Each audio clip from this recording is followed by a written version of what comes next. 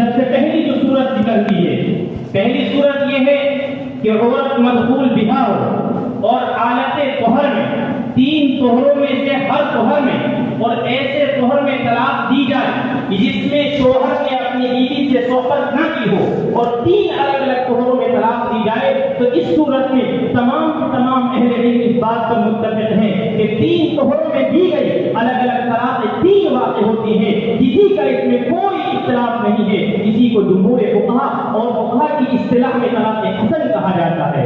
تو یہ پہلی شکل اور صورت ہوئی۔ دوسری شکل اور دوسری صورت یہ ہے کہ عورت غیر مدخول بہا ہو اور اس کو بیک لفظ 3 طلاقیں دی جائیں، تو اب اس صورت میں بیک لفظ 3 طلاقیں دینے کی صورت میں عورت پر 3 طلاقیں واقع ہو جائیں گی۔ اس صورت میں بھی کسی کا کوئی اختلاف نہیں ہے، تمام کے تمام اہل علم اس بات پر متفق ہے کہ اس صورت میں عورت کو 3 طلاقیں واقع ہو جائیں گی۔ تیسری صورت یہ ہے کہ حالت حیض میں عورت کو 1 طلاق دی جائے یا 2 طلاقیں دی جائیں یا 3 طلاقیں دی جائیں، چاہے ایک لفظ کے ساتھ طلاق دی جائے، چاہے ایک مجلس میں طلاق دی جائے، چاہے الفاظ متعددہ کے ساتھ طلاق دی جائے، تو اب کیا اس صورت میں حالت حیض میں دی گئی طلاقیں 2 طلاق واقع ہوں گی یا نہیں ہوں گی؟ اس صورت میں مذاہب اربعہ، امام ابو حنیفہ ہو یا امام شافعی رحمۃ اللہ علیہ ہو یا امام مالک رحمۃ اللہ علیہ ہو یا دیگر اہل علم ہو، اس بات پر متفق ہے کہ حالت حیض میں دی گئی طلاقیں تمام کی تمام واقع ہو جائیں گی۔ لیکن خارجیوں اور رافضیوں کا مسئلہ اس میں یہ ہے کہ حالت حیض میں طلاق دی گئی طلاقیں کوئی طلاق واقع نہیں ہوگی، تمام کی تمام طلاقیں قطعاً قرار ہو جائیں گی، جیسے کہ معالم السنن جلد نمبر 3 صفحہ نمبر 93 پر موجود ہے۔ لیکن حیرت ہوتی ہے علامہ ابن حزم پر، حیرت ہوتی ہے علامہ ابن تیمیہ پر، حیرت ہوتی ہے حافظ ابن القیم پر کہ وہ بھی حالت حیض میں دی گئی طلاقوں کو قطعاً قرار دیتے ہیں اور یہ کہتے ہیں کہ حالت حیض میں دی گئی طلاقیں سرے سے واقع ہی نہیں ہوتی ہیں، جیسا کہ محلہ جلد نمبر 7 صفحہ نمبر 197 پر، فیض الباری جلد نمبر 7 صفحہ نمبر 310 پر، زاد المعاد جلد نمبر 4 صفحہ نمبر 44 پر اور سبل السلام جلد نمبر 3 صفحہ نمبر 207 پر موجود ہے۔ یہ تیسری شکل ہے کہ حالت حیض میں دی گئی طلاقیں یا طلاق واقع ہوگی یا نہیں ہوگی۔ اب چوتھی شکل یہ ہوتی ہے کہ ایک مجلس میں شوہر اپنی بیوی کو 3 طلاق دے، چاہے بیک لفظ سے، مثال کے طور پر یہ کہے کہ میں نے تجھ کو 3 طلاقیں دی، یا الفاظ متعددہ کے ساتھ دے، یہ کہے میں نے تجھ کو طلاق دی، میں نے تجھ کو طلاق دی، میں نے تجھ کو طلاق دی۔ اب کیا اس صورت میں ایک مجلس میں دی گئی 3 طلاقیں 3 واقع ہوں گی یا 1 واقع ہوں گی؟ یہی صورت محل نزاع ہے، یہی صورت آج کے ہمارے مناظرے کی گفتگو کا موضوع ہے، اور یہی صورت پر آج کے ہمارے جانبین کی مناظرین مناظرہ کریں گے اور اس بات کو ثابت کریں گے کہ ایک مجلس میں دی گئی 3 طلاقیں 3 طلاقیں ہوتی ہیں یا ایک مجلس میں دی گئی 3 طلاقیں 1 واقع ہوتی ہیں۔ اس صورت کے بارے میں 4 مذہب پائے جاتے ہیں۔ پہلا مذہب شیعہ جعفریہ کا ہے۔ شیعہ جعفریہ کا مذہب یہ ہے کہ ایک مجلس میں دی گئی 3 طلاقیں سرے سے کوئی طلاق واقع نہیں ہوگی، کیونکہ اس طرح طلاق دینا یہ بدعت ہے اور ہر بدعت مردود ہوا کرتی ہے۔ انشاءاللہ آگے اس شبہے کا جواب دیا جائے گا کہ 3 طلاق دینا بدعت ہے، تو بدعت ہونے کے باوجود یہ 3 طلاقیں واقع کیوں ہو جایا کرتی ہیں؟ تو پہلا مذہب شیعہ جعفریہ کا ہوا کہ شیعہ جعفریہ یہ کہتے ہیں کہ سرے سے کوئی طلاق واقع نہیں ہوگی۔ دوسرا مذہب اس میں یہ ہے کہ مدخول بہا اور غیر مدخول بہا کے درمیان تفریق کی جائے گی کہ ایک مجلس میں دی گئی 3 طلاقیں دیکھا جائے گا کہ عورت مدخول بہا ہے یا غیر مدخول بہا ہے۔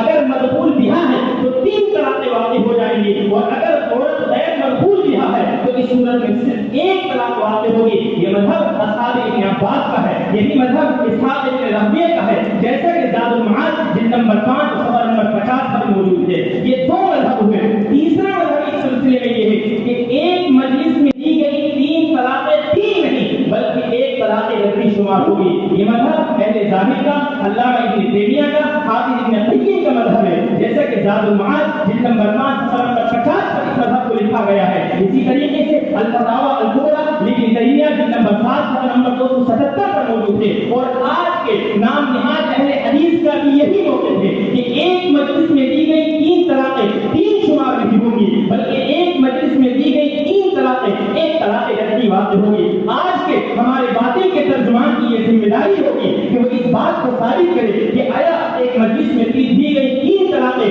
3 نہیں بلکہ ایک رجعی طلاق واقع ہوتی ہے، ایک طلاق واقع ہوتی ہے۔ یہ تیسرا مذہب کی صورت کے بارے میں ہے۔ چوتھا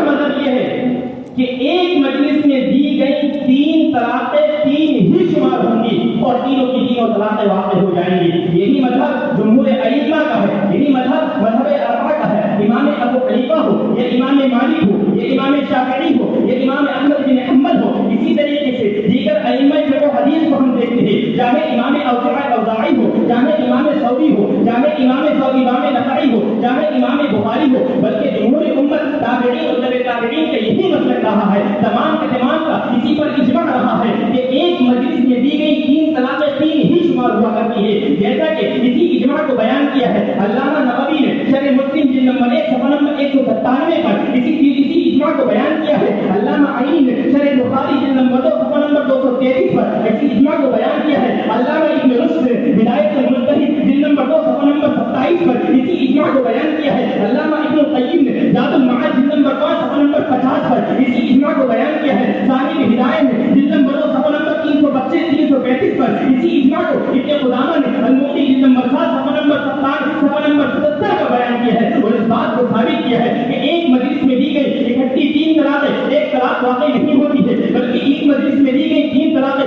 ہی واقع ہوتی ہے۔ یہ اجماع کی ایک اجمالت تفصیل میں نے آپ کے سامنے بیان کی ہے۔ اگر ہم اس اجماع کو دیکھتے ہیں صحابہ نبوی سے لے کر چلتے ہیں، اس اجماع کی تفصیل کو دیکھنا ہو، آپ علیہ السلام کے زمانے کو دیکھنا ہوگا۔ آپ علیہ السلام کے زمانے میں فیصلہ آپ علیہ السلام کے زمانے میں مقدمہ پیش کیا جاتا ہے حضرت ابوبکر کا، حضرت عبادہ کے والد کا، کہ انہوں نے اپنی بیوی کو 3 طلاق دی ہے، تو آپ علیہ السلام یہ حکم فرماتے ہیں کہ 3 طلاقوں سے وہ عورت ان پر حرام ہو گئی ہے۔ دور نبوی کے بعد ہم چلتے ہیں دور صدیقی کے بعد، دور صدیقی کی طرح حضرت ابوبکر صدیق کے زمانے خلافت کو دیکھتے ہیں تو کوئی بھی ایسا واقعہ پیش نہیں کیا جا سکتا ہے کہ حضرت ابوبکر صدیق رضی اللہ عنہ نے ایک مجلس میں دی گئی 3 طلاقوں کو ایک طلاق رجعی قرار دیا ہو۔ اس کے بعد دور آتا ہے دور فاروقی کا، حضرت عمر رضی اللہ عنہ کے زمانے خلافت کو دیکھتے ہیں۔ حضرت عمر رضی اللہ عنہ نے اپنے زمانے خلافت میں بہت سے مسائل شریعہ کے متعلق اعلانات فرمائے ہیں، بہت سے مسائل شریعہ کے متعلق فیصلے فرمائے ہیں۔ انہی مسائل میں ایک مسئلہ طلاق ہے، جیسا کہ معنی الاساس جلد نمبر 3 صفحہ نمبر 33 پر، اسی طریقے سے اعلام الموقعین جلد نمبر 2 صفحہ نمبر 27 پر یہ تفصیل موجود ہے کہ حضرت عمر رضی اللہ عنہ صحابہ کرام رضوان اللہ علیہم اجمعین کو جمع کرتے ہیں اور جمع کرنے کے بعد یہ اعلان کرتے ہیں کہ آج سے جس عورت کو یہ کہا جائے کہ تجھے 3 طلاق ہے، ایک مجلس میں 3 طلاق دی جائے، تو حضرت عمر رضی اللہ عنہ یہ فیصلہ فرماتے ہیں کہ اس عورت کو دی گئی 3 طلاقیں 3 ہی شمار ہوں گی، وہ عورت اپنے خاوند پر حرام ہو جائے گی۔ ذرا سوچیے تو صحیح، فیصلہ کرنے والے کون ہیں؟ حضرت عمر رضی اللہ عنہ اور حضرت عمر رضی اللہ عنہ خلیفہ راشد اور خلیفہ راشد، جس کے متعلق آپ علیہ السلام نے ارشاد فرمایا ہے علیکم بسنتی و سنت الخلفاء الراشدین۔ ان حضرات کے سامنے یہ فیصلہ کیا جا رہا ہے، صحابہ یہی فیصلہ کیا ہے۔ ہم حضرت مسروق کے فیصلے کو دیکھتے ہیں، حضرت مسروق نے بھی یہی فیصلہ کیا ہے۔ اب دور آتا ہے تابع تابعین کا، لہٰذا اس دور میں حضرت امام ابو حنیفہ کا مذہب مدون ہوا ہے، امام شافعی ہو یا امام مالک ہو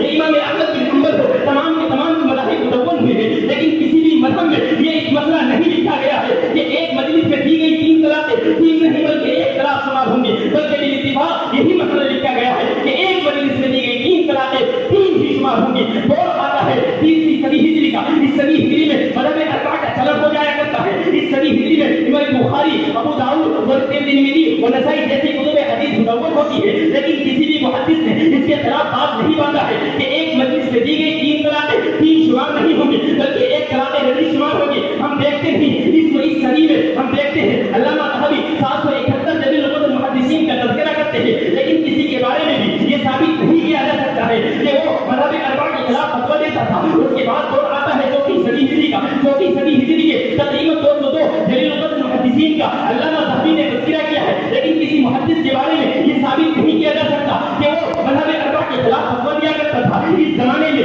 مسند دارمی، اس زمانے میں معانی الآثار اور سنن دارقطنی جیسی کتابیں مدون ہوئی ہیں، لیکن کسی بھی محدث نے یہ بات نہیں باندھا ہے کہ یہ مذہب ائمہ اربعہ کا جو مذہب ہے یہ جمہور امت سے ٹکراتا ہے، بلکہ تمام کے تمام نے مذہب اربعہ کی موافقت کی ہے۔ اس کے بعد دور آتا ہے 5ویں صدی ہجری کا، 5ویں صدی ہجری میں بھی یہی ملتا ہے۔ اس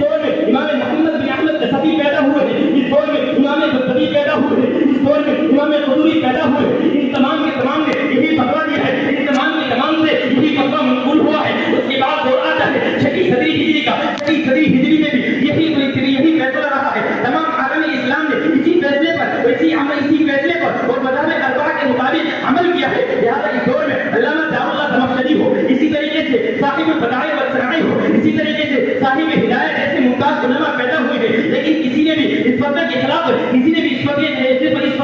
فتویٰ نہیں کیا ہے۔ اس کے بعد دور آتا ہے 6 صدی ہجری کا، 6 صدی ہجری میں اس کے بعد دور آتا ہے 7 صدی ہجری کا۔ 7 صدی ہجری میں ہم دیکھتے ہیں کہ تمام کے تمام اہل اسلام مذہب اربعہ سے متفق نظر آتے ہیں۔ اس دور میں پیدا ہوئے ہیں خواجہ معین الدین چشتی اجمیری پیدا ہوئے ہیں، اس دور میں پیدا ہوئے امام محمد بن عثمان بغدادی پیدا ہوئے، لیکن کسی نے بھی مذاہب اربعہ کے خلاف فتویٰ نہیں دیا ہے، بلکہ تمام نے مذاہب اربعہ کے مطابق فتویٰ دیا ہے۔ ہم کہنا یہ چاہتے ہیں کہ اسلام کی 700 صدیوں تک یہی مسلم رہا ہے کہ ایک مجلس کی 3 طلاقیں 3 شمار ہوا کرتی ہے۔ کسی نے بھی 7 صدی تک اس کے خلاف فتویٰ نہیں دیا، لیکن 8ویں صدی ہجری کا دور آتا ہے، 2 نام سامنے آتے ہیں، علامہ ابن تیمیہ ہو، حافظ ابن القیم ہو۔ علامہ ابن تیمیہ نے سب سے پہلے یہ فتویٰ دیا ہے کہ ایک مجلس میں دی گئی 3 طلاقیں 3 شمار نہیں ہوں گی، بلکہ 1 طلاق شمار ہوگی۔ علامہ ابن تیمیہ اس تفرد کو اختیار کرتے ہیں، لیکن اس تفرد کی زبردست مخالفت ہوتی ہے۔ اس فتوے پر بہت شور مچتا ہے، اس وقت اسلامی حکومت کا دور ہوتا ہے۔ اس فتوے پر کسی شاگرد نے ان کا ساتھ نہیں دیا ہے سوائے حافظ ابن القیم کے۔ انہوں نے ان کی حمایت کا دم بھرا ہے اور ان کی حمایت کا دم بھرتے ہوئے اعلام الموقعین 4 جلدوں میں لکھی ہے۔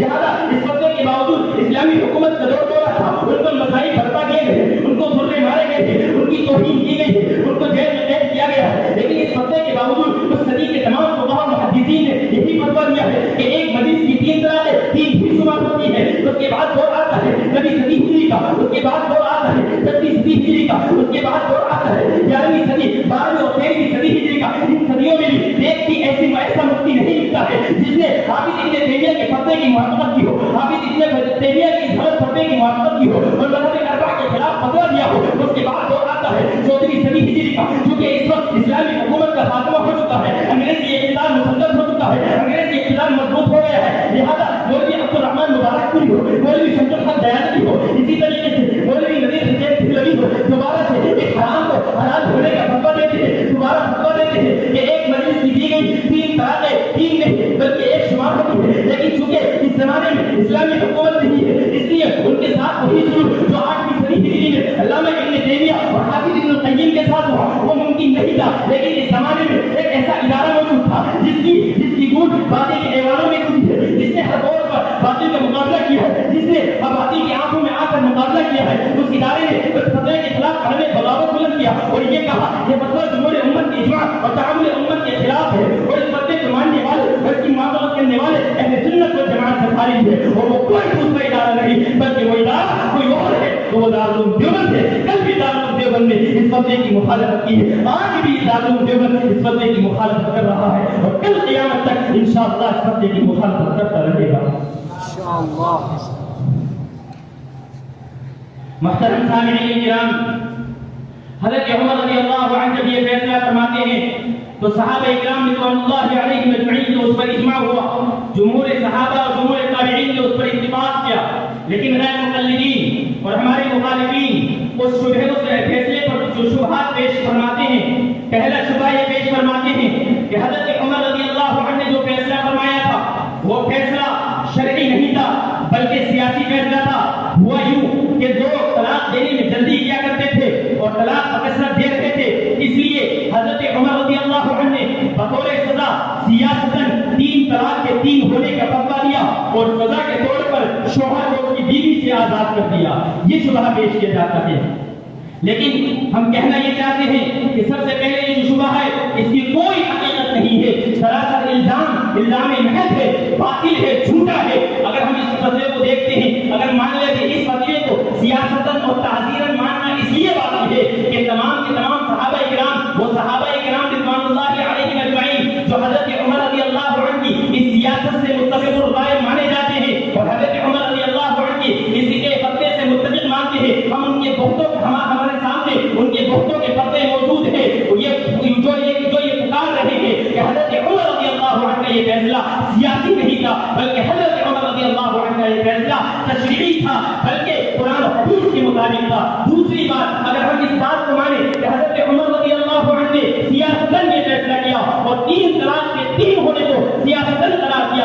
بھی دیکھتے ہیں کہ اس کے باندھنے سے خلیفہ راشد حضرت عمر رضی اللہ عنہ کے اوپر ایک الزام لازم آتا ہے کہ نعوذ باللہ حضرت عمر رضی اللہ عنہ نے ایک شرعی اور منسوخ حکم کو بدل دیا ہے.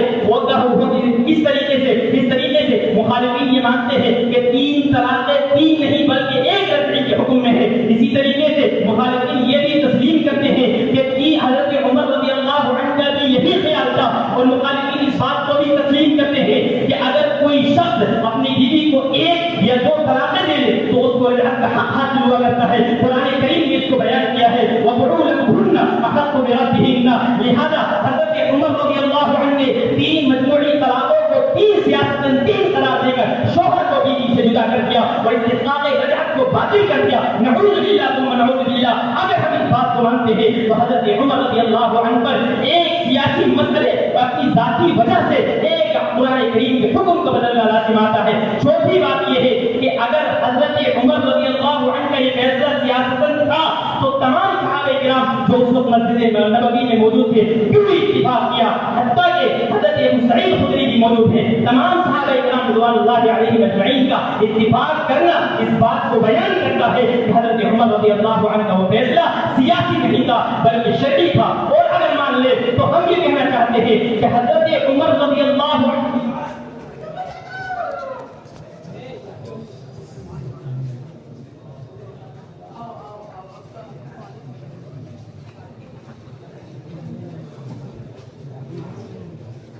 کے بعد کسی مجتہد صحابی نے یا کسی مجتہد تابعی نے یا کسی ائمہ اربعہ میں سے کسی امام نے اس کے خلاف فتویٰ کیوں نہیں کیا؟ ان سوالوں کے درمیان یہ بات واضح ہو جاتی ہے کہ حضرت عمر رضی اللہ عنہ کا جو فیصلہ تھا وہ سیاسی فیصلہ نہیں تھا بلکہ وہ شرعی فیصلہ تھا. اور یہی فیصلہ قرآن کریم سے, یہی فیصلہ احادیث نبویہ سے اور یہی فیصلہ آثار صحابہ سے ثابت ہوتا ہے, جیسا کہ ہمارے ترجمان اس کو ثابت کریں گے. دوسرا شبہ یہ پیش کیا جاتا ہے کہ حضرت عمر رضی اللہ عنہ نے جب اس فیصلے کو فرمایا تو آخری عمر میں حضرت عمر رضی اللہ عنہ کو ندامت ہوئی. حضرت عمر رضی اللہ عنہ کو اس فیصلے پر پچھتاوا ہوا. پچھتاوے کے بعد حضرت عمر رضی اللہ عنہ نے اس سے فیصلے سے رجوع فرما لیا, جیسا کہ مسند اسماعیلی کی روایت کو پیش کیا جاتا ہے. اس کے متعلق مختصراً عرض یہ ہے کہ اس روایت کو پیش کرنا 2 وجہ سے درست نہیں ہے, کیونکہ اس کی روایت میں یزید بن ابی مالک ہے جو حضرت عمر رضی اللہ عنہ سے اس بات کو نقل کر رہے ہیں, حالانکہ انہوں نے حضرت عمر رضی اللہ عنہ کا زمانہ نہیں پایا ہے.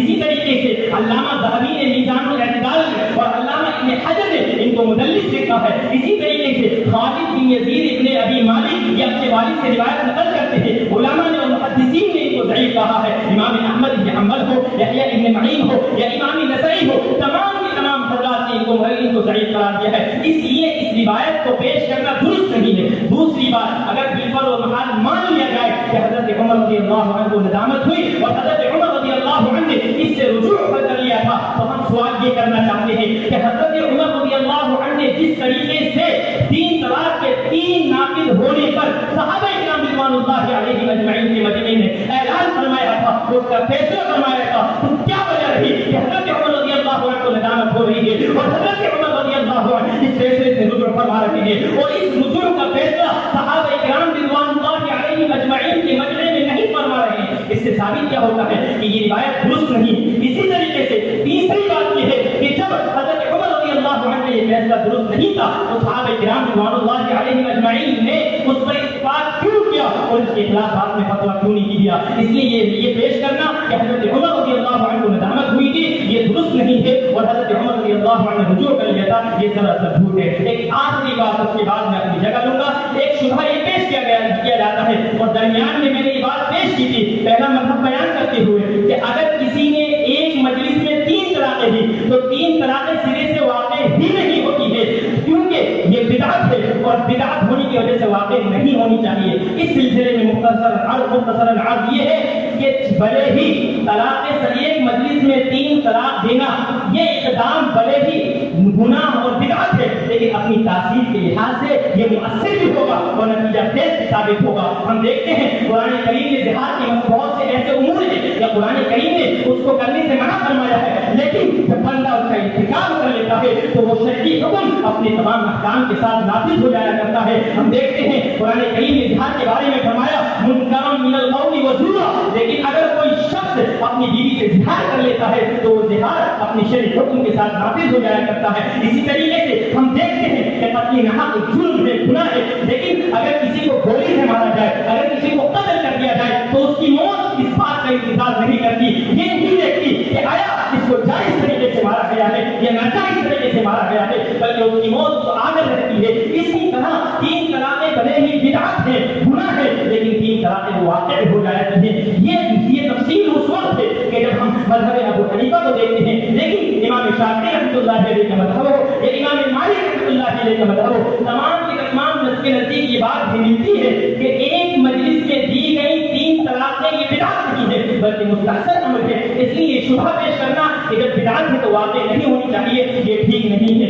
मैं अपनी बात को यही खत्म करता हूँ और आखिर में फिर दोनों मौक़िफ़ को बस की वज़ाहत करके अपनी जगह लूँगा। अहले सुन्नत वल जमाअत का इस मसले में मौक़िफ़ ये है कि एक मजलिस में दी गई 3 तलाक़ें 3 ही शुमार होंगी, चाहे एक लफ्ज़ से दी जाए, ये कहा जाए कि मैंने तुझे 3 तलाक़ दी, या मुख्तलिफ अल्फाज से दी जाए, या ये कहा कि जैसे ये कहा जाए मैंने तुझे तलाक़ दी, तलाक़ दी, तलाक़ दी।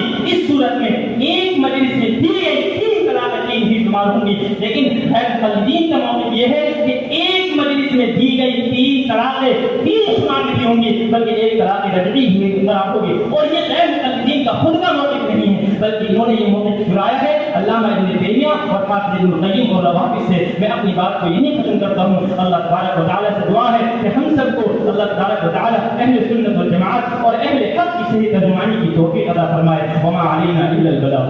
इंशाअल्लाह। समंदर कांप गया तेरी कश्ती की जुर्अत पर, समंदर कांप गया तेरी कश्ती की जुर्अत पर, कभी गिरदाव से उलझी कभी साहिल से टकराई। मुकर्रम सामईन, क़ब्ल इसके कि दोनों नाज़िर तर्जमानों को आपके रूबरू किया जाए, हमारे दरमियान आज के इस प्रोग्राम के मेहमान ख़ुसूसी मादर दारुल देवबंद के नायब मुहतमिम फातिह आज़म हज़रत अक़दस मुफ्ती राशिद साहब आज़मी दामत बरकातुहुल आलिया तशरीफ़ फरमा है। लिहाजा हम इंतहाई अदब व एहतराम के साथ हज़रत वाला से दरख्वास्त गुजार हैं कि हज़रत वाला अपने नासिहाना कलिमात से हम सामीन को मुस्तफ़ीज़ फरमाएं।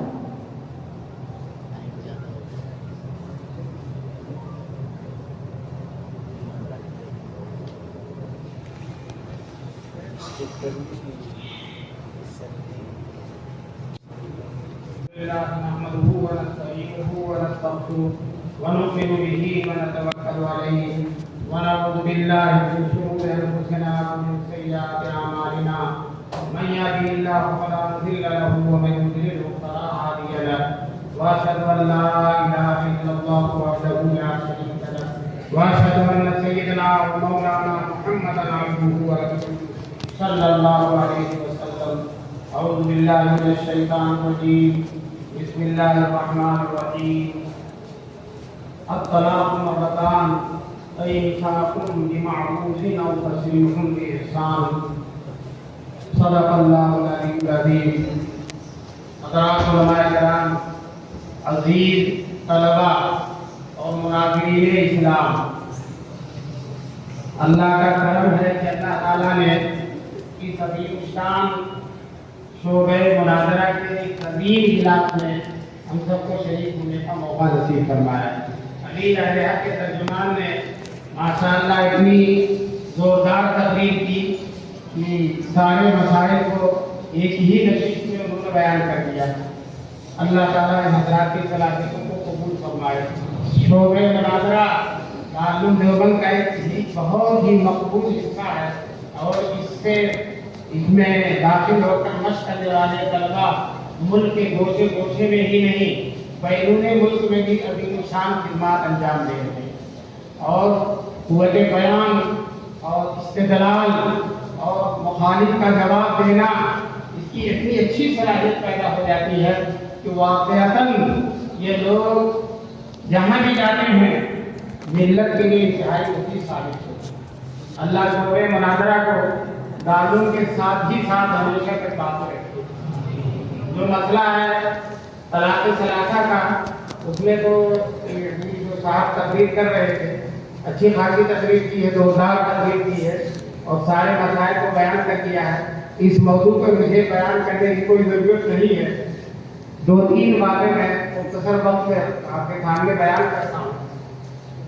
एक मजलिस में 3 तलाक दी जाए तो सारी दुनिया कहती है कि वो 3 ही होंगे। सारे सहाबा तो जानते भी नहीं थे कि एक मजलिस की 3 तलाक एक होती है। सहाबा इस मसले को जानते भी नहीं थे। हुजूर पाक सल्लल्लाहु अलैहि वसल्लम ने कभी बयान ही नहीं किया और अल्लाह की तरफ से मसला उतरा ही नहीं है। इसलिए जो है ये बाद में जिन लोगों ने ईजाद किया वो उन्हीं की ईजाद है। ये सहाबे किराम से और ताबीन इज़ाम से चीज साबित नहीं है।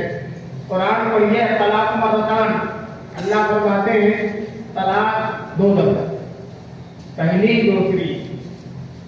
उसके बाद कुछ मसाइल बीच में आखिर में कहते हैं भाई तलाक़हा, अगर तीसरी तलाक दे दिया फला तहिल्लु लहू हत्ता तंकिह ज़ौजन गैरह, तो वो बीवी शौहर के लिए हलाल नहीं होगी जब तक कि वो दूसरे शौहर से निकाह न करे। जैसा कि तुम नूरुल अनवार में और दूसरी किताबों में पढ़ चुके हो तफसीलात। उसकी लज्जत दूसरे शौहर से निकाह करे और उसकी लज्जत चखे, उसके बाद वो तलाक दे, उसके बाद मुद्दत गुजर जाए तो पहले तो शौहर से निकाह कर सकती है। तो ये जो बैन तलाक़ा ताक़ीद के लिए होता, वो तीसरी तलाक चाहे दोनों तलाकों के साथ साथ दे, चाहे बाद में दे, 3 होना चाहिए। चाहे तीनों एक मजलिस में हो, चाहे तीनों अलग मजलिस में हो। जब 3 तलाक दे दिया तो एक ही होगी, इसलिए कि 1 2 3 तो उसको एक कहते हैं, एक कहते हैं। लड़के ने अपनी दलील भी पेश की है, लेकिन अपनी दलील पेश करने की कोई जरूरत ही नहीं। नकली दलाइल इतने काफी है कि अपनी दलील की जरूरत ही नहीं है।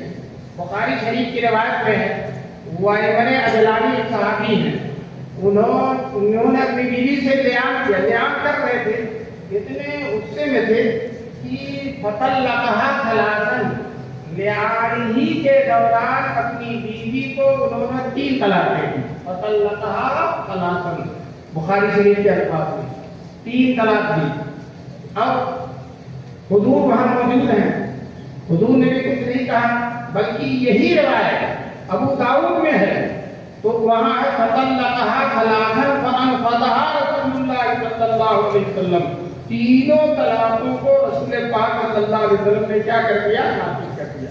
बताओ, वही मजलिस में खड़े खड़े बयान कर रहे हैं। वो एक मजलिस है या 2 मजलिस?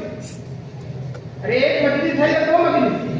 एक ही मजलिस है ना। जाकर कहीं आते तो 2 मजलिस बनती, वही खड़े खड़े और हुजूर सल्लल्लाहु अलैहि वसल्लम भी मौजूद हैं।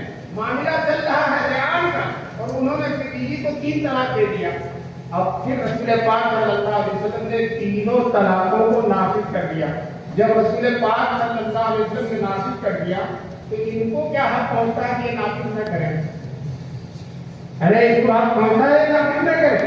और इनके पास कुरान की कोई दलील नहीं, बुखारी से भी कोई दलील नहीं है। मुस्लिम से एक दलील पेश करते हैं तो उनकी दलील हरगिज़ नहीं है। मुस्लिम शरीफ से एक दलील पेश करते हैं तो उनकी दलील हरगिज़ नहीं है। वो है मुस्लिम शरीफ की रिवायत है इब्न अब्बास की कि कानत तलाक फी अहद रसूलिल्लाह सल्लल्लाहु अलैहि वसल्लम व अबी बकर व सनतैन मिन खिलाफत उमर।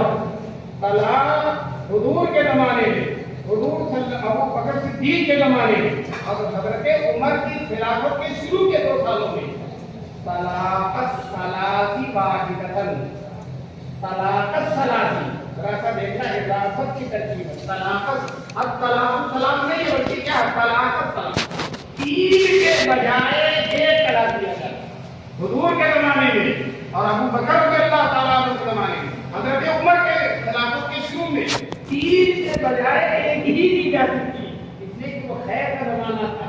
अगर से तलाक 3 तक है, लेकिन हुजूर की ये इशारात है, हुजूर की सोहबत का असर है और हुजूर सल्लल्लाहु अलैहि वसल्लम का माहौल व मुआशरा, फिर सिद्दीक़ अकबर का मुआशरा और हज़रत उमर के खिलाफत में भी जो सबके 2 साल तक वही कैफियत बाकी रही। बाद में हालात बदलते रहते तो लोग 3 नहीं देते थे, बल्कि कितनी देते थे, 1 देते। जब हज़रत उमर का ज़माना आया, 2 साल गुजर गए, तताबअन्ना उमर की तलाक, लोगों ने तसलसल शुरू कर दिया तलाक देने में। जिनके जमाने में हजरत उमर तसलसल का मतलब अब एक नहीं दे रहे, दो नहीं दे रहे, आखिरी तक दे रहा है, करना 3। तो हजरत उमर ने सहाबे कराम से को इकट्ठा किया, और ये कोई नया मसला नहीं, हुजूर के जमाने ही में नाफिज है। जैसा कि मैंने तुमको बताऊं की रवायत सुनाई थी, तो हुजूर ही में नाफिज है। तो हजरत उमर ने लोगों से कहा फलां महीना हम भी अगर नाफिज कर दें, इसलिए हजरत उमर के अल्फाज हैं, लोगों ने जल्दबाजी शुरू कर दी है उस मामले में कानत फीही अनाकुन, जिसमें लोगों को मोहलत थी। मोहलत ये थी कि अलग अलग 3 दे सकते थे, लेकिन जल्दी शुरू कर दिया और तीनों को एक साथ देना शुरू कर दिया। तो किसी नजात का मतलब ये है कि जो 3 दफा में लेना था उसको एक ही मजलिस में लेना शुरू कर दिया। तो मतलब हम महीना हो, हम उसको नाफिज क्यों न करते? सारे सहाबा ने कहा नाफिज कीजिए, ये तो है ही, हुजूर ने नाफिज किया। अल्लाह तो हजरत उमर ने तीनों तलाकों को नाफिज कर दिया। अब अहले हदीस हजरात साफ मैं बताऊं, इसका तर्जुमा करते हैं कि हजरत हुजूर पाक के जमाने में और हजरत अबू बकर के जमाने में और हजरत उमर की खिलाफत के शुरू के 2 सालों में 3 तलाक। मैंने पहले क्या तर्जुमा किया था, 3 के बजाय तलाक। अब यहाँ कहते 3 तलाक। उनकी तो अरबी ऐसी है कि नवमीर पढ़ने वाला भी इनको जो है इस पर हंसेगा कि बताओ तरकीब है इजाफत की और तर्जुमा करते हैं सिफत और मौसूफ। जिन्हें इतना ही पता नहीं है कि इजाफत क्या होती है और सिफत मौसूफ क्या होती है, दोनों में फर्क क्या है, इतना ही पता नहीं है, उनको तलाक के मसले का क्या पता चलेगा। तो बहरहाल अब तर्जुमा ये हमारा करते हैं 3 तलाक एक होती थी। हुजूर के जमाने में, हजरत अबू बकर के जमाने में, हजरत उमर की खिलाफत के शुरू में 3 तलाक एक होती थी। बिल्कुल गलत तर्जुमा किया। 3 तलाक के बजाय कितना दिया जाता था, ये सही तर्जुमा है, और ये गलत तर्जुमा कर रहे। 3 तलाक एक होती थी। हजरत मौलाना नेमतुल्लाह साहब के सामने तज़किरा आया था, हजरत ने कहा कि जो ये मुहद्दिसीन तर्जुमा करते हैं कि 3 तलाक एक होती थी हुजूर के जमाने में, हजरत अबू बकर के जमाने में, तो जब तुम कहते हो कि 3 तलाक एक होती थी, तो कोई एक मिसाल पेश कर दो हुजूर के जमाने की, हजरत अबू बकर के जमाने की और हजरत उमर के इब्तिदा के जमाने की, कि किसी ने 3 तलाक दी हो और हुजूर ने, हजरत अबू बकर ने, हजरत उमर ने उसको देख दिया। एक मिसाल ही दे दो। पूरी दुनियाए डेमोक्रेटिक मिलकर भी एक मिसाल पता चला। जब ये मसला है ही नहीं तो मिसाल कहाँ से देंगे? अगर होता तो हुजूर के जमाने में तो ये मिसाल देते, लेकिन एक भी मिसाल नहीं दे सकते सही रवायत के मुताबिक। तो पता चला कि तर्जुमा वो है ही नहीं जो वो कर रहे हैं। वो तर्जुमा कर रहे हैं 3 तलाक एक होती थी, हम क्या तर्जुमा कर रहे हैं 3 तलाक के बजाय एक थी। और हजरत उमर के जमाने में 3 तलाक ही देना शुरू कर दिया 2 साल के बाद। तो हजरत उमर ने तीनों को क्या कर दिया, नाफिज कर दिया। जैसा कि हुजूर सल्लल्लाहु अलैहि वसल्लम ने उमरे अजलानी वाले मसले में एक मजलिस की 3 तलाक को क्या कर दिया था, बोलो, नाफिज कर दिया था और 3 को तीनों कर दिया था। ये तो नकल की बात होगी, मैं लंबी चौड़ी बात करूंगा क्योंकि तुम्हारे लिए क्या रह जाएगा, इसलिए अपना तकरीर करना हुआ था। मैं लतीफा सुनाकर बात को खत्म करता हूँ। एक साहब जो इसके ख्याल थे कि एक मजलिस की 3 तलाक देखनी होती, उनके होटल था और दुनिया बनती थी। एक साहब गए, 3 पूरी खाया और एक ही का पैसा किया। कहते जब 3 तलाक एक होती है मजलिस की, ये पूरी भी तीनों एक ही मजलिस में इसलिए जो है एक ही पूरी का दाम अदा करता है। ये तो लतीफा है, इसको लतीफों की जरूरत नहीं है। हक़ाइक़ हमारे सामने आ गए। अल्लाह ताला उन हक़ाइक़ की रोशनी में हमको आंखें खोलने की तौफीक नसीब फरमाए।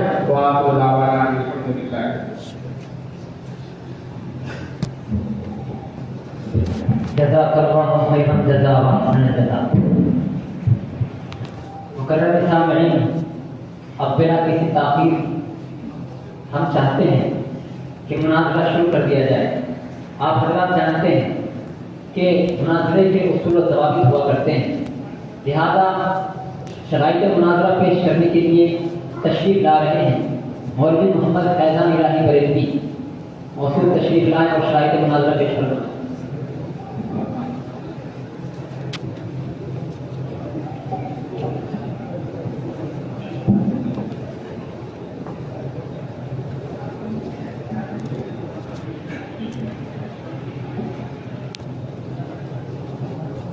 شرائط مناظرہ جو باتفاق فریقین طے پائے ہیں وہ حسب ذیل ہیں۔ نمبر 1، آج بتاریخ 22 ذی الحجہ 1446 ہجری بروز جمعرات بعد نماز عشاء بمقام صاحب دارالحدیث تحتانی یعنی ہفتہ ثانیہ بعنوان صلاۃ ثلاثہ شعبہ مناظرہ کا افتتاحی پروگرام منعقد ہوا۔ اس اجلاس کی صدارت حضرت اقدس مولانا مفتی محمد سلمان صاحب منصور پوری استاد حدیث دارالعلوم دیوبند، جبکہ حکمیت حضرت اقدس مولانا مفتی عبداللہ معروفی صاحب استاد شعبہ تخصص فی الحدیث دارالعلوم دیوبند فرمائیں گے۔ نمبر 2، ہر ترجمان کو اپنا دعویٰ واضح انداز سے کسی معروف کتاب کے حوالے سے پیش کرنا ہوگا۔ نمبر 3، فریقین کو دعوے پر بحث کرنے کے لیے 4 مرتبہ 5 منٹ کا وقت دیا جائے گا۔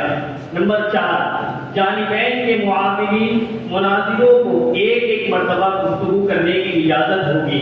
نمبر 5، ہر فریق اپنے مذہب کے اصول و حقوق کی حدود میں رہ کر گفتگو کرنے کا مکلف ہوگا، البتہ بطور استشہاد و الزام فریق ثانی کے اصول و فروع اور اس کے مسلمات پیش کرنے کا مجاز ہوگا۔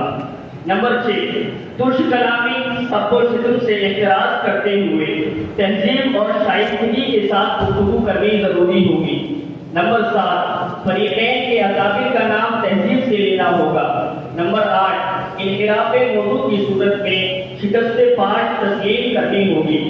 نمبر 9، دوران مناظرہ کسی بھی اختلاف کی صورت میں حضرت حکم مستحکم صاحب کو مناظرہ موقوف کرانے کا مکمل اختیار ہوگا۔ نمبر 10، اخیر میں ترجمان باطل کو اپنے افراد کی نیابت کرتے ہوئے اپنے باطل موقف سے برات کا اظہار کرنا ہوگا۔ نمبر 11، ترجمان اہل سنت والجماعت مولوی محمد سلمان بہرائچی، جبکہ ترجمان غیر مقلدیت مولوی محمد عامر گولڈوی ہوں گے۔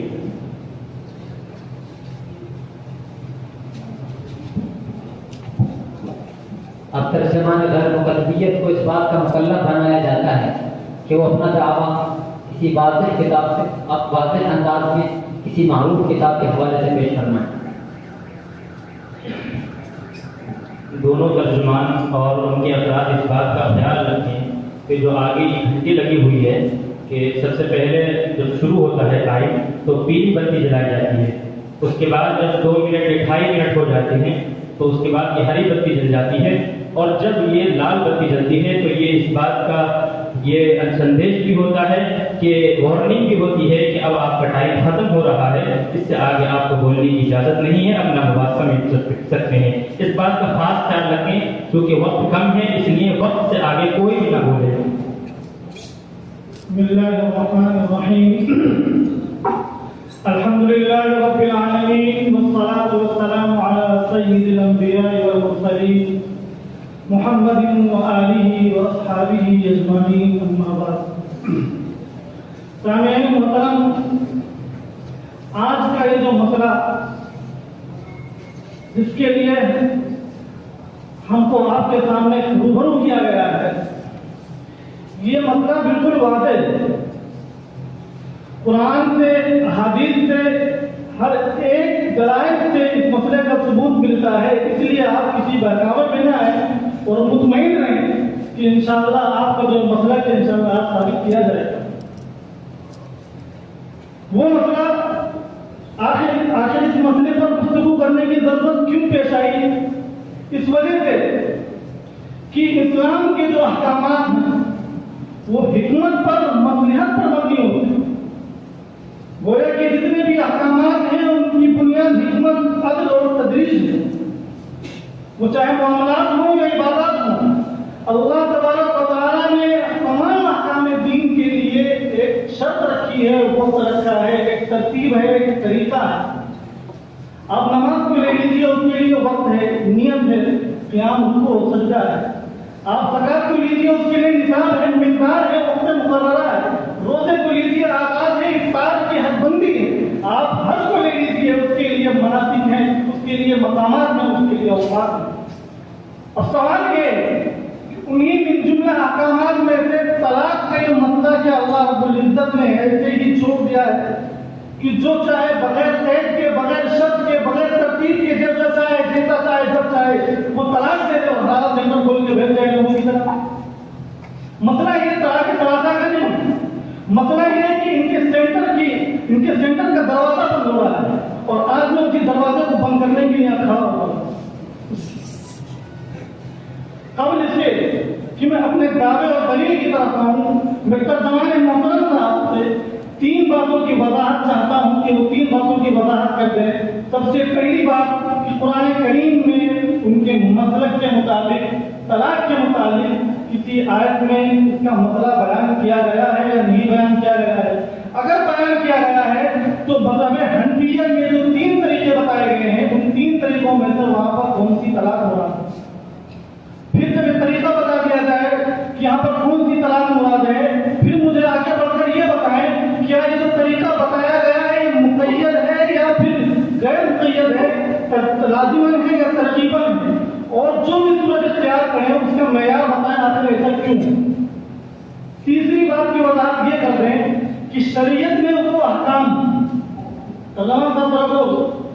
شریعت نے وہ احکام جو مقصود شرع کی حیثیت سے نافذ کیا ہے اور اس کی اصطلاح قائم کی، کیا اس احکام کے خلاف کوئی حکم، اس احکام کے خلاف کوئی عمل کیا جائے تو وہ شریعت کا حکم مؤثر ہوتا ہے یا نہیں ہوتا. اگر مؤثر ہوتا ہے تو خلاف کیوں ہے. اور پھر آپ اوقات نماز کے بغیر اگر نماز ادا کی جائے تو وہاں پر جائز ہونے کا فتویٰ کیوں نہیں دیتے. بغیر وضو کے اگر نماز ادا کر دی جائے تو وہاں پر اس کے نماز کے جائز ہونے کا فتویٰ کیوں نہیں دیتے. ان 3 باتوں کی وضاحت کر دینے کے بعد اب ترجمان صاحب میرے دعوے کو سنیں اور ان کی وضاحت کیے بغیر میرے دعوے کو آپ نہیں لگا سکتے ہیں. دعویٰ میرا نہیں بلکہ یہ دعویٰ ہے شیخ الاسلام اپنے وقت کے مجتہد محدث، آپ یہ کہہ لیجیے ماہر نقل و عقل علامہ ابن تیمیہ نے یہ دعویٰ کیا ہے جلد نمبر 33 صفحہ 814 پہ کہ اللہ تبارک و تعالیٰ نے جو طلاق مشروع کیا ہے وہ 3 طلاق عدت کے ساتھ ہے. اگر کوئی ان 3 طلاق کو ایک بارگی ایک مجلس میں دے دے کلمے کے ساتھ تو وہ ایک ہی واقع ہوگی، وہ بھی رضی. یہی فتویٰ فتاویٰ نظیریہ میں مولانا نذیر حسین دہلوی کا بھی ہے، مفتی عبد الوہاب کا بھی ہے. اب ترجمان محترم سے گزارش ہے کہ وہ آئیں اور میرے اس وضاحت کے ساتھ میرے دعوے کو حاصل کریں.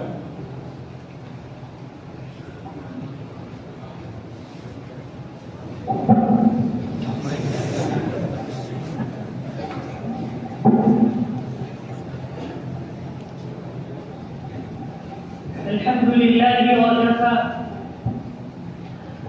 وسلام على عباده الذين اصطفى أما بعد فأعوذ بالله من الشيطان الرجيم بسم الله الرحمن الرحيم الطلاق مرتان فإمساك بمعروف أو تسريح بإحسان.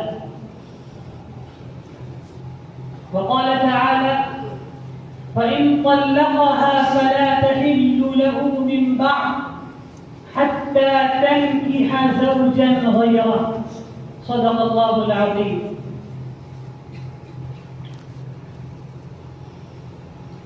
جو مناظرے کا پہلا ٹرم ہوا کرتا ہے وہ دعوے کے لیے ہوا کرتا ہے اور دعوے کی وضاحت کے لیے ہوا کرتا ہے. پہلے ٹرم میں اگر کچھ سوال کیے بھی جا سکتے ہیں تو وہ دعوے کی وضاحت سے متعلق بھی کیے جا سکتے ہیں. اب آپ بتائیے کہ انہوں نے دعویٰ بھی نہیں پیش کیا، پہلے 3 اشکال کر دیا، اور میرے گمان میں ان کا دعوے سے کوئی خاص تعلق بھی نہیں ہے.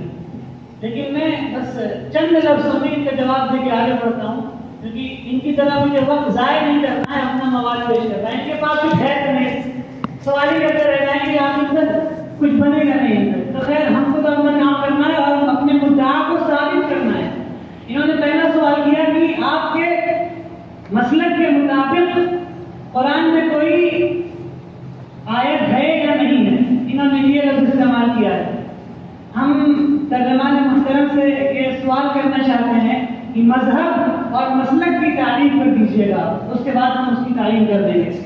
आपको मेरे ख्याल से मालूम भी नहीं होगा कि मजहब का ताल्लुक, मैंने 2-3 दिन पहले पढ़ा है हनफी की उसूल की किताब में, कि मजहब का ताल्लुक अहकाम इज्तिहादिया से होता है, ना कि अहकाम मंसूस अलैहा से। तलाक सलासा का मसला मंसूस अलैहा मसाइल में से, इस पर मजहब का इख्तिलाफ नहीं होगा, ये आपकी शरीय गलती है। लिहाजा फिर हनफी हो, फिर शाफिई हो, हंबली हो या मालिकी हो, तलाक सलासा का मसला किसी फिक्र के तहत नहीं आएगा, बल्कि ये जुमहूर अहले सुन्नत वल जमात का मसला है, किसी एक फिक्र के मानने वालों का, किसी एक मजहब के मानने वालों का मसला नहीं है। अपनी गलती तस्लीम कर लीजिएगा अगर कर सकते हो तो। फिर हमारे मसलक के मुताबिक कुरान पाक के अंदर 3 आयतें हैं, हम इंशाअल्लाह आगे उससे इस्तेदलाल करेंगे और इस्तेदलाल के अंदर वो बातें आ जाएंगी जो इन्होंने पूछ रखी हैं अभी। दूसरा सवाल इन्होंने क्या किया पता नहीं, इन्होंने खुद भी समझाया नहीं समझा, हमें भी समझ में नहीं आया। आपको समझ में आया? नहीं समझ में आया ना, हमको भी समझ में नहीं आया। बहरहाल तीसरा सवाल जो था वो नमाज वगैरह से मुताल्लिक़ था कि नमाज अगर बगैर वज़ू पढ़ ली जाए तो फिर नमाज नहीं होती है, तो उस नमाज बगैर वज़ू पढ़ने को तलाक से जोड़ रहे हैं। इन्हें इतना भी नहीं पता है कि नमाज में तहारत क्या है, शर्त है। बोलो भाई नमाज में तहारत क्या है, और शर्त नहीं पाई जाएगी तो मशरूत नहीं पाया जाएगा, और तलाक में कौन सी शर्त मशरूत पाई जाएगी ना। बहरहाल अब हम अपने दावे की तरफ आते हैं। ये तो हवाई फायरिंग करके चले गए, ना सफे का पता ना किताब का पता। ये देखिए हमारे पास 4 किताबें हैं फिलहाल। ये फतवा आलमगीरिया है, जिल्द नंबर 1 सफा नंबर 416। हमारा दावा पहले सुन लीजिए वाज़ेह अंदाज में। हमारा दावा ये है कि तलाक़ सलासा, 3 तलाक और एक मजलिस में हो या मुतअद्दिद मजालिस के अंदर हो, एक लफ्ज़ से हो अंति तालिकुन सलासा से, या मुतअद्दिद अल्फाज से अंति तालिकुन अंति तालिकुन अंति तालिकुन, 3 लफ्ज़ों से हो। बाहर सूरत हमारा दावा ये है कि 3 तलाक़ें वाक़ई हो जाएंगी। ठीक, हम अब इस पे दलाइल पेश करते हैं। आलमगीरी 416 जिल्द नंबर 1 इबारत बिल्कुल वाज़ेह है। अमल बिदई व नमान वल्लज़ी यक़ूलु इला अल-अदल अन युतल्लिक़हा तलाक़न फी तुहरिन वाहिदिन, 3 तलाक़ से एक तुहर में, और बिकलिमातिन मुतफ़र्रिक़ा औ यजमअु बैन तलक़तैन फी तुहरिन वाहिदिन बिकलिमतिन वाहिदा इला आखिरी वक़अत तलाक़, तलाक़ वाक़ई हो जाएगी तमाम सूरतों में। उसके बाद ये शामी है, शामी जिल्द नंबर 9 सफ़ा नंबर 109, इसमें भी वाज़ेह तौर पर लिखा हुआ है वक़दा फी कलिमतिन वाहिदतिन बिल अौला, 3 तलाक़ एक कलिमे में दे दी जाए तो भी वाक़ई हो जाया करती है हमारे नज़दीक। उसके बाद ये हिदाया है जो आपने पढ़ी भी होगी मेरे ख्याल से, लेकिन समझी नहीं होगी। लिखते हैं कि तलाक़ुल बिदअ अन युतल्लिक़हा तलाक़न बिकलिमतिन वाहिदा औ तलाक़न बिक़ौलिन वाहिद, चाहे 3 तलाक़ एक तोहर में दे या मुतअद्दिद तोहर में दे, एक लफ्ज़ से दे या मुतअद्दिद अल्फाज से दे, फ़इन फ़अल ज़ालिका वक़अत तलाक़ व कान आसिया, तलाक़ वाक़ई हो जाएगी। 1 मिनट बस, हम कुछ सवालात करने हैं। अब आधा मिनट मिलेगा, आप बैठ जाओ। वक्त में बोलने की पाबंदी लगाएंगे या बैठ जाइए? तर्जमान साहब ने क्या दे रखा है? कब दिया है? बहुत ज़्यादा मत करो, बैठो बैठो। मैं तर्जमान साहब तो बैठ जाओ भाई। मैंने तर्जमान साहब से 3 सवाल किया था। पहले सवाल का जवाब ये दिया कि पहले टर्म में सवाल नहीं किया जाता है, पहला सवाल का जवाब ये होगा। दूसरे सवाल का जवाब ये दिया कि समझ में मेरे नहीं आया, तुम्हारे भी नहीं आया होगा, तो ये गलती हमारे नहीं की है भाई, समझ में नहीं आया, अपने समझ को जरा तेज कीजिए। तीसरे सवाल का जवाब मैंने जो उसूल बयान किया था, उसूल के मुताबिक उन्होंने जवाब नहीं दिया। तहारत और गैर तहारत शर्त मशरूत की बात मैंने की नहीं, मैंने तो उसूल पूछा था कि बताओ शरीयत ने वो अहकाम जो कायम किया है मखसूस शरअ की हैसियत, क्या उसके खिलाफ अगर अमल किया जाए तो वो मुअक्किर है या नहीं है। मैं इसकी मिसाल समझा दूँ कि आदमी निकाह करता है, उसमें क्या होता है, बिल्कुल कुदरती बीमारी मोबिलाई बीमारी अलावत मखसूस, ये शरीयत ने निकाह का एक हुक्म दिया है। शरीयत ने नाफिज किया है कि तुम लोग निकाह करके मखसूस तरीके से खुदा के मालिक बनो। अब अगर कोई सिर्फ तारीफ पर अमल करे, यानी जिना कर ले, खुदा का मालिक भी हो गया वो और माल के बदले मालिक हुआ है, लेकिन वजह मखसूस ही नहीं पाया गया, तो क्या ये नाफिज हो गई? यहाँ पर भी आप कह दोगे कि निकाह बिदई है, क्या कहेंगे आप? निकाह बिदई है और ये वाक़ा हो गया ना? क्या मेरा सवाल का मंशा ये था, अब आपने नहीं समझा, फिर आपकी समझ की कमी है। बहरहाल मैंने दावा यह किया था कि 3 तलाक अलग अलग तौर में मशरू है। इसकी दलील क्या है? कुरान करीम क्या है? तलाक़ु मर्रतान व इमसाकुन बिमारूफिन व तसरीहुम बिइहसान। अब यहाँ पर तलाक जो कहा गया है कि तलाक 2 मरतबा है, इसका तर्जुमा हम ये करते हैं कि ये बात दी है। उसकी वजह क्या है? उसकी वजह ये है कि जो आगे आया है इंसाकुम बिमारूफिन व तसरीहुम बिइहसान, इसका ताल्लुक दोनों तलाकों से है। यानी पहली तलाक के बाद इंसान बिमारूफ हो, तसरीह बिइहसान हो, फिर दूसरी तलाक के बाद इंसान बिमारूफ हो, तसरीह बिइहसान हो। दूसरी वजह यह है कि कुरान करीम जो दूसरी आयत है फतल्लिबूहुन्ना लिइद्दतिहिन, अगर यहाँ पर जब बारगी को तलाक को आगे लिया जाए तो कुरान करीम दूसरी जगह इद्दत के साथ उसको मशरूह कर रहा है। गोया कि कुरान करीम की एक आयत दूसरी आयत से मुतसादिम हो जाती है। यहाँ पर मानना यह पड़ेगा कि यहाँ पर जो तलाक है वो तलाक भी इद्दत के साथ मशरूह है, इसको तलाक रजी कहा जाता है। तीसरी वजह जो पहले बात जो मैंने तर्जुमा किया है, उसकी वजह ये है कि जब मर्रतान का ताल्लुक आयाम से हो तो वहाँ पर जमा हो सकता है, इज्तिमा हो सकता है, लेकिन जब अफ़आल के साथ इसका ताल्लुक हो तो आगे एक जमाने के अंदर मर्रतान का इज्तिमा ये मुमकिन नहीं बल्कि मुहाल है। तो इससे और फिर सिर्फ मैं ही नहीं कर रहा, बल्कि मौलाना शरफ अली थानवी रज़ियल्लाहु अन्हु के उस्ताद मोहम्मद साहब थानवी ने भी यही कहा है, तलाक मर्रतान कई मर्रतुन बाद मर्रतिन फतलाक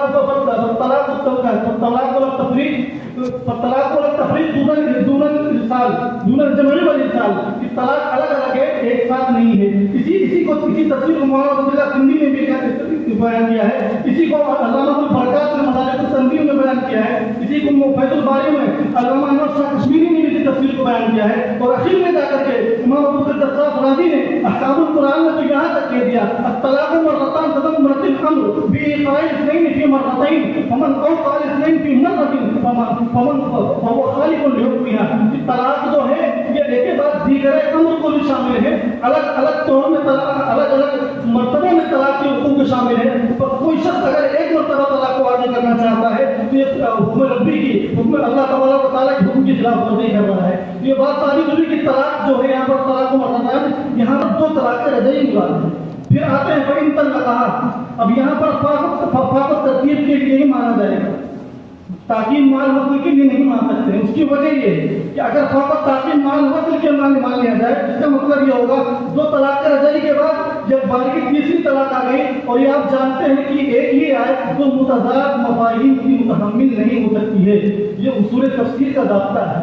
तो यहाँ पर फिर मानना पड़ेगा, यहाँ पर जो तलाक अल्लाह रब्बुल इज़्ज़त ने बयान किया है वो तलाक रजई है। 3 तौर में अलग अलग तौर को मशरूअ, अलग अलग तलाक को मशरूअ करार दिया गया है।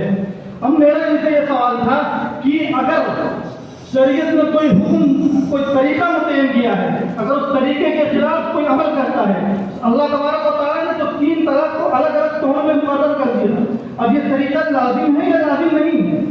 अगर इसका मतलब है कि इसी तरीके से तलाक मानी जाएगी और वाक़ होगा, या इसके खिलाफ अगर कोई तलाक वाक़ करना चाहे तो वाक़ हो सकती है या नहीं हो सकती है? मतलब अगर किसी ने 3 वक्त, एक और 3 तलाक एक वक्त में दे दी तो वो वाक़ होंगी या नहीं वाक़ होंगी? इसका जवाब भी मैं आपको दे देता हूँ, वो वाक़ नहीं होंगी। उसकी वजह ये है कि अल्लाह रब्बुल इज़्ज़त ने 3 तलाक को अलग अलग तरीका, अलग अलग तौर में इज्जत के साथ मशरूअ किया है। और जब किसी चीज के साथ कुरान करीम के हुक्म मशरूअ करके बयान करते हैं तो उसके खिलाफ हुक्म वक़ू नहीं हो सकता है। कैसे नहीं हो सकता है, मैं इसको भी साबित करता हूँ।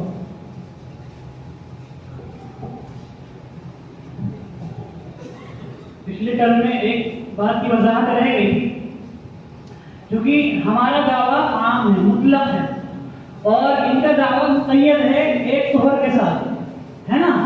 हमारा दावा मुतलक है, इनका दावा मुक़य्यद है, तो इनके ऊपर लाजिम है कि ये आखिर तक अपने दावे पर मुक़य्यद दलील भी लेकर आएंगे, क्योंकि मुक़य्यद दलील, मुक़य्यद दावे से मुक़य्यद दावा मुक़य्यद दलील से ही साबित होगा।